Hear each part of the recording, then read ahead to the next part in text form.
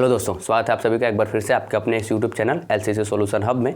यहाँ हम पढ़ते हैं कक्षा 9वीं 10वीं 11वीं 12वीं के लिए फिजिक्स, केमिस्ट्री और मैथ। दोस्तों, आज की हमारी वीडियो होने वाली है कक्षा 11वीं के फिजिक्स चैप्टर 1 के दूसरे पार्ट की, जहाँ हम पढ़ने वाले हैं प्रकृति में कितने मूल बल होते हैं। हमने पिछले वीडियो में पढ़ा था कि भौतिकी होता क्या है, फिजिक्स क्या होता है, फिजिक्स के पार्ट क्या होते हैं, फिजिक्स का क्षेत्र कितना होता है, फिजिक्स में किस किस चीज़ का अध्ययन किया जाता है।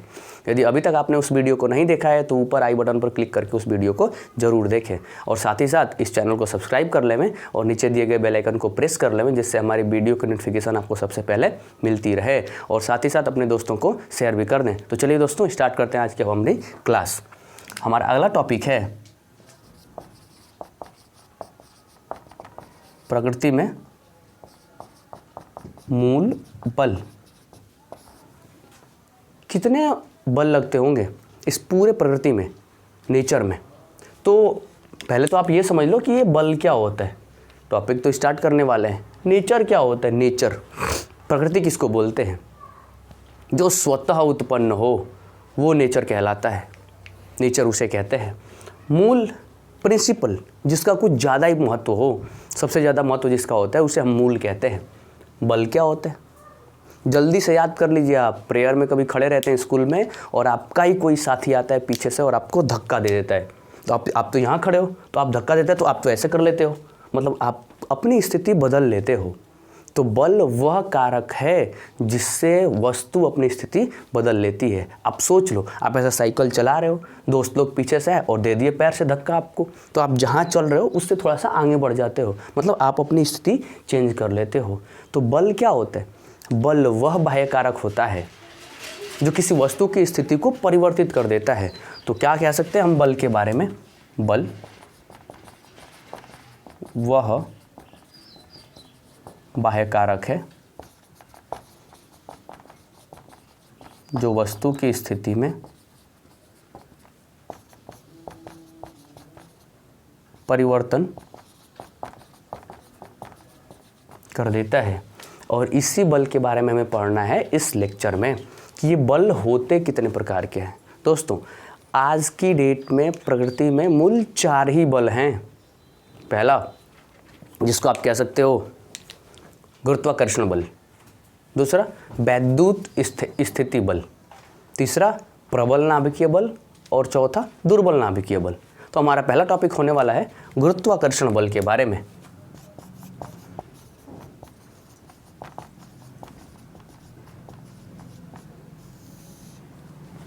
गुरुत्वाकर्षण बल, गुरुत्वाकर्षण बल आकर्षण बल होता है। मतलब इसमें क्या होता है कि 2 अलग अलग पिंड एक दूसरे को अपनी तरफ आकर्षित करते हैं। इसके बारे में कुछ पॉइंट क्या हो सकता है? हम ये कह सकते हैं कि यह प्रकृति में आकर्षण बल होता है। लेकिन दोस्तों, सबसे इम्पॉर्टेंट पॉइंट क्या हो सकता है गुरुत्वाकर्षण बल के बारे में? गुरुत्वाकर्षण बल के बारे में सबसे इम्पॉर्टेंट पॉइंट हमारा ये होने वाला है कि यह काम तो करता है, लेकिन किसके बीच में? यह काम करता है आपके 2 पिंडों के बीच में, 2 कणों के बीच में काम करने वाला बल। 2 कणों के बीच में काम करने वाला बल होता है गुरुत्वाकर्षण बल। क्या पॉइंट पड़ा? गुरुत्वाकर्षण बल आकर्षण बल होता है। आकर्षण बल, आकर्षण मतलब एक दूसरे को अपनी तरफ क्या करना? आकर्षित कर लेना। आप ये कह सकते हो कि यह गुरुत्वाकर्षण बल 2 पिंडों के बीच में काम करता है। अब 2 पिंडों के बीच में काम करने के लिए इस पर न्यूटन साहब ने एक नियम दिया था। न्यूटन साहब ने गुरुत्वाकर्षण बल पर एक नियम दिया था। तो आइए देखते हैं वो नियम क्या दिया था इन्होंने। न्यूटन के अनुसार ये गुरुत्वाकर्षण बल के बारे में इन्होंने कहा था कि यदि मान लिया जाए 2 अलग अलग पिंड हैं, एक पिंड यहाँ है और एक पिंड यहाँ स्थित है, तो पिंड का तो अपना कुछ भार होता है और भार को आप साइंस में क्या बोलते हो पता है? द्रव्यमान, मास बोलते हो आप। तो मान लिया ये आपका पहला पिंड है तो इसका द्रव्यमान m1 और ये आपका दूसरा पिंड है तो इसका द्रव्यमान क्या हो गया? m2 हो गया। और इन दोनों के बीच में कुछ दूरी मान लेते हो। मान लिया हमने कि दो पिंड हैं जिनके द्रव्यमान क्रमशः m1 m2 है और इनके बीच की दूरी कितनी है, r है। तो न्यूटन ने कहा था कि अब ये तो दोनों पिंड हैं, ये दोनों पिंड एक दूसरे को अपनी तरफ क्या करेंगे, आकर्षित करेंगे। अब आकर्षित करने के अनुसार जब जैसे ही आकर्षित करेंगे तो उनके बीच में क्या काम करेगा, बल काम करेगा। तो वो बल होगा क्या, उस बल की वैल्यू कितनी होगी, उस पर न्यूटन ने अपना विचार दिया। तो कहा कि दो पिंडों के बीच कार्य करने वाला गुरुत्वाकर्षण बल इन दोनों पिंडों के द्रव्यमानों के गुणनफल के अनुक्रमानुपाती तथा इनके बीच की दूरी के वर्ग के आती होता है। न्यूटन ने बताया कि यदि ये दो पिंड हैं तो इन दोनों पिंडों के बीच काम करने वाला बल इन दोनों पिंडों के द्रव्यमानों के गुणनफल के अनुक्रमानुपाती और इसके बीच की दूरी के वर्ग के व्युत्क्रमानुपाती होगा। यदि हम मान लें कि माना दो पिंड जिनके द्रव्यमान m1 तथा m2 हैं तथा इनके बीच की दूरी r है, तो इनके बीच कार्य करने वाला बल, कार्य करने वाला गुरुत्वाकर्षण बल क्या बताया इन्होंने, इन्होंने बताया कि ये जो बल होगा यह बल इन दोनों के द्रव्यमानों के, दोनों का द्रव्यमान क्या है आप देख सकते हो m1 m2, दोनों के द्रव्यमानों के गुणनफल के, दोनों के द्रव्यमानों का आपस में क्या कर दीजिए, गुणा कर दीजिए। और गुणनफल के क्या होगा, अनुक्रमानुपाती होता है। F is directly proportional to m1 into m2, या बल दोनों द्रव्यमानों के गुणनफल के अनुक्रमानुपाती होता है। जबकि क्या बताया, इनके बीच की दूरी, यही बल इनके बीच की दूरी r के वर्ग के, वर्ग बोले तो स्क्वायर कर दिया, व्युत्क्रमानुपाती, व्युत्क्रमानुपाती मतलब उल्टा, मतलब F is directly proportional to 1 क्या, r स्क्वायर। समझिए आप ध्यान से एकदम, क्या कह सकते हैं, न्यूटन साहब ने क्या बोला, बताया कि दोनों पिंडों के गुणनफल के अनुक्रमानुपाती, जबकि इनके बीच की दूरी का वर्ग पहले हम स्क्वायर करेंगे और स्क्वायर करने के बाद उसका निकालेंगे व्युत्क्रम, रेसिप्रोकल बोले तो उल्टा, नीचे का ऊपर और ऊपर का नीचे, व्युत्क्रमानुपाती होता है। यदि हम इन दोनों को समीकरण मान लें, बोले समीकरण नंबर 1 और समीकरण नंबर 2, तो आप लिख सकते हो ऐसे, समीकरण 1 व 2 से F is directly proportional to m1 m2 upon में क्या, r स्क्वायर। मैं आपको एक राज की बात बताता हूँ, ध्यान से जरा आप सुनिएगा एकदम। ये जो प्रोपोर्शनल टू होता है बहुत छुपा रुस्तम होता है, छुपा रुस्तम, डार्क हॉर्स जिसको इंग्लिश में बोलते हो। प्रोपोर्शनल टू किससे मिलके बना होता है, यह प्रोपोर्शनल टू, इसमें प्रोपोर्शनल टू में अनुक्रमानुपाती में दो चीज़ होता है। पहले, सबसे पहले तो एक बराबर की साइन आती है, आपकी बराबर का चिन्ह आता है, और इसके साथ साथ में चिन्ह के बाद बराबर के ठीक बाद कोई नियतांक आना चाहिए। तो आप दिमाग में इस बात को रख लीजिए कि कभी भी प्रोपोर्शनल टू को आप हटाओगे तो प्रोपोर्शनल टू जैसे ही हटेगा तो तुरंत आएगा इक्वल टू का साइन, और इक्वल टू के साइन के तुरंत बाद आएगा क्या, कांस्टेंट, नियतांक। तो यहाँ हम प्रोपोर्शनल टू को हटाएंगे तो यहाँ पे भी ये रूल लागू करेंगे, इक्वल टू बराबर हटा देंगे और बराबर के बाद क्या लिखेंगे, नियतांक। तो आप क्या लिख सकते हो, यफ, इसको हटाया तो इक्वल टू, यफ इक्वल टू, अब बराबर तो लगा लिया, बराबर के बाद क्या आएगा, नियतांक। तो एक नियतांक लेके आ जाइए के, और यहाँ लिख लीजिए m1 m2 अपान में क्या, r स्क्वायर, और नीचे मेंशन कर दीजिए क्या, जहाँ के एक नियतांक है। समझते रहिए आप ध्यान से एकदम। क्या न्यूटन ने क्या बताया पहले बल के बारे में? बोला ये कि F लगने वाला बल इन दोनों द्रव्यमानों के गुणनफल के अनुक्रमानुपाती और बीच की दूरी के वर्ग के व्युत्क्रमानुपाती। एक ही बार, यदि एक बार अभी समझ लिया दोस्तों अच्छे से, तो फिर आगे आपकी लाइफ में हमेशा ये चलता रहेगा कि लगने वाला बल दोनों पिंडों के द्रव्यमानों के गुणनफल के अनुक्रमानुपाती, जबकि इसके बीच की दूरी के वर्ग के व्युत्क्रमानुपाती होता है। आप इसका स्क्रीनशॉट लीजिए, फिर हम आगे की क्लास कंटिन्यू करते हैं। हमारा है विद्युत चुंबकीय बल। पहला बल क्या था? गुरुत्वाकर्षण बल। आप कमेंट करके बताइए गुरुत्वाकर्षण बल के बारे में कौन से वैज्ञानिक ने अपना नियम दिया था। विद्युत चुंबकीय बल, दोनों में थोड़ा सा डिफरेंस होता है। यह क्या होता है कि ये जो विद्युत चुंबकीय बल है, यह आवेशों के बीच काम करने वाला होता है। विद्युत चुंबकीय बल किसके बीच में काम करता है? आवेशों में काम करता है, आवेशों के बीच में काम करता है। जबकि गुरुत्वाकर्षण बल किस में काम करने वाला है? पिंडों के बीच में। तो हम ये कह सकते हैं कि यह आवेशों या आवेशित कणों के मध्य कार्य करने वाला बल है। विद्युत चुंबकीय बल आवेशों के बीच में काम करने वाला है। अब इसकी एक शर्त होती है। क्या शर्त होती है? आप वो देखो कि यदि आवेश स्थिर हों तो उनके बीच कार्य करने वाला बल वैद्युत बल कहलाता है।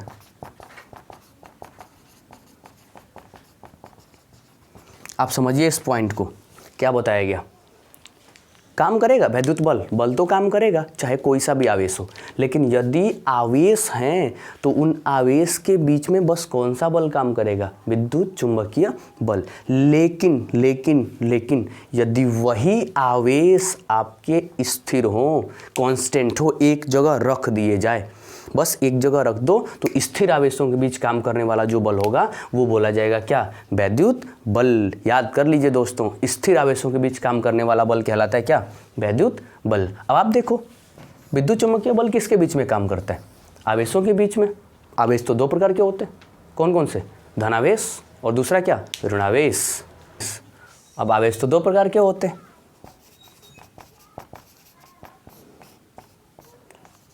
धनावेश और दूसरा क्या होता है? ऋणावेश। पॉजिटिव चार्ज और नेगेटिव चार्ज। ये वैद्युत बल कहता है या विद्युत चुंबकीय बल कहता है यदि दो एक ही जैसे आवेश आ जाएं। बोले तो या तो दो धनावेश आ जाए या दोनों क्या आ जाए? ऋणावेश आ जाए। इस पॉइंट को ध्यान से नोट करिएगा कॉपी पर और ध्यान से समझते चलिएगा। हम क्या कह रहे हैं कि यदि एक ही प्रकार के दो आवेश आ जाएं, मान लो कि यहाँ पर ये धनावेश हो गया और यहाँ पर फिर से एक धनावेश आ जाए, या यूँ कह लो कि यहाँ एक ऋणावेश आ गया और यहाँ भी क्या आ जाए? एक ऋणावेश आ जाए। दोनों ही एक ही जैसे आवेश आ जाएं, तो एक ही जैसे यदि आवेश आ जाते हैं दोस्तों, तो ये दोनों आवेश एक दूसरे को रिपल्सन करने लगते हैं, एक दूसरे को दूर धकेलने लगते हैं, अर्थात एक दूसरे को प्रतिकर्षित करने लगते हैं। तो पॉइंट क्या रहा? पॉइंट ये रहा कि यदि दो आवेश एक ही जैसे होते हैं तो उनके बीच में क्या होता है? प्रतिकर्षण होता है, या यूं कह सकते हो कि उनके बीच लगने वाला बल कौन सा होता है? प्रतिकर्षण बल होता है। जैसे स्कूल में यदि दो विद्यार्थी झगड़ा करने वाले, दोनों एक ही जैसे हो गए और दोनों झगड़े करने वाले विद्यार्थियों को एक जगह लेके आ जाओ, तो आप खुद बताओ क्या वो एक दूसरे को झेल पाएंगे? ना ना ना, झेल नहीं पाएंगे। वह ले भाई, एक मारेगा दूसरे को और दूसरा मारेगा पहले को, और मार मार के एक दूसरे को दूर करने की कोशिश करेंगे। ठीक उसी प्रकार से दो एक ही जैसे आवेश यदि होंगे तो वो एक दूसरे को क्या करेंगे? प्रतिकर्षित करेंगे, और उनके बीच लगने वाला बल दोस्तों क्या कहलाएगा? प्रतिकर्षण बल कहलाएगा। लेकिन यदि वही आवेश एक दूसरे से अलग अलग प्रकार के हो जाए, बोले तो क्या? मान लो कि पहला आवेश आपका धनावेश हो जाए और दूसरा क्या हो जाए? ऋणावेश हो जाए, या मान लो आपका पहला ऋणावेश हो गया और दूसरा क्या हो जाए? धनावेश हो जाए। मतलब दोनों एक दूसरे के विपरीत हों। तो यदि दोनों एक दूसरे के विपरीत हों तो ये एक दूसरे को अपनी तरफ खींच लेते हैं, आकर्षित कर लेते हैं, और इनके बीच में लगने वाला बल कहलाता है क्या दोस्तों? आकर्षण बल। एग्जाम्पल देख लो, एक लड़ाकू झगड़ा है, यदि एक लड़का है जो झगड़ालू है, यदि कोई सीधा साधा इंसान चला जाए तो वो झगड़ालू लड़का उसको अपनी तरफ आकर्षित कर लेता है। इतनी प्यारी बातें करेगा कि आप तुरंत उसके साथ में हो लोगे, आपको पता नहीं चलेगा, आप उसकी तरफ क्या हो जाओगे? आकर्षित हो जाओगे। ठीक वैसे ही आप तो सीधे साधे थे, वो तो झगड़ालू था, दोनों एक दूसरे के विपरीत थे, लेकिन एक दूसरे में क्या कर गए? जाके मिल गए, आकर्षित हो गए, एक दूसरे के साथ रहने लगे। ठीक वैसे ही यदि दो आवेश एक दूसरे के विपरीत हैं तो उनमें क्या लगेगा? आकर्षण बल लगता है। आप कमेंट करके बताएं टॉपिक समझ में आ रहा है, टॉपिक क्लियर हो रही है आपकी, साथ साथ में नोट्स भी बनाते चलेंगे। अब इन विद्युत चुंबकीय बल या यूं कह लें तो वैद्युत बल, इन दोनों पर कूलाम साहब ने एक नियम दिया था। जैसे गुरुत्वाकर्षण पर न्यूटन साहब ने एक नियम दिया था, वैसे ही आवेशों के बीच लगने वाले बल को कूलाम साहब ने दर्शाया था। तो क्या कहा था कूलाम ने? कूलाम के अनुसार यदि दो आवेश हैं, मान लो आप कि आवेश को किससे रिप्रेजेंट करते हो? कमेंट करके बताइए। आवेश बोले तो Q, मान लिया दो आवेश, ये हो गया Q1 और ये आपका आवेश Q2 है, और इन दोनों के बीच की दूरी मान लिया हमने R है। जैसे कहा था न्यूटन साहब ने, वही ठीक बातें किसने बताई थी? कूलाम ने बताई थी। अंतर क्या होता है? न्यूटन ने बताई थी दो पिंडों के बीच में, याद रखिएगा ध्यान से, न्यूटन ने कहा था दो पिंडों के बीच, लेकिन कूलाम ने क्या बोला? कूलाम ने बोला दो आवेशों के बीच। क्या बोला? कि यदि दो आवेश एक दूसरे से कुछ दूरी पर रखे हैं तो इनके बीच लगने वाला बल इन दोनों आवेशों के गुणनफल के अनुक्रमानुपाती और इनके बीच की दूरी के वर्ग के व्युत्क्रमानुपाती होता है। क्या कहा था इन्होंने? इनके अनुसार कि यदि दो आवेश एक दूसरे से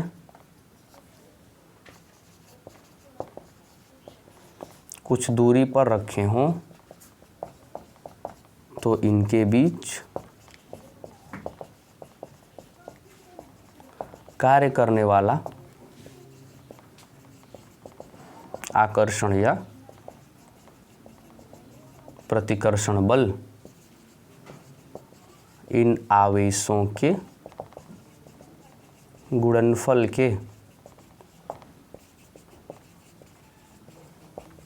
अनुक्रमानुपाती तथा